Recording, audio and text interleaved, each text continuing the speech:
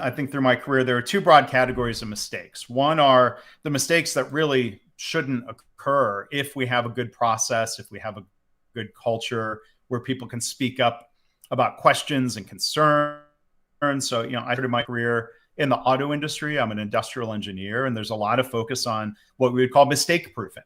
And I've been able to apply those methods and lessons in hospital and healthcare settings where a mistake like a medication error or what they call wrong side surgery could be very harmful or maybe even fatal. So we have to be careful. We don't want to excuse all mistakes as, oh well, it's just a learning opportunity. Like, we need to work really hard to prevent some of those mistakes. But then there's the realm of innovation, where if you're a startup, if you're developing a new product or service, if you are trying to improve an existing process. So those are the situations where you're getting into the unknown. You almost have to expect, or if not invite, those types of mistakes, because otherwise, if you tell people you always have to be right when you're trying to improve and innovate, people are going to get super cautious. They're not going to try.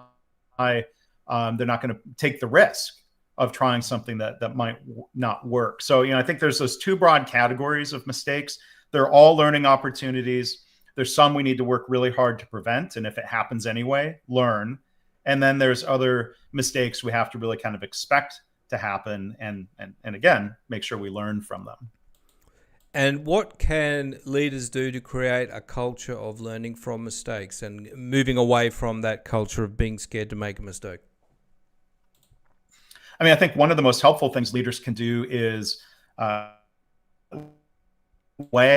being the first to admit mistakes. I've seen in a software company called Kinexus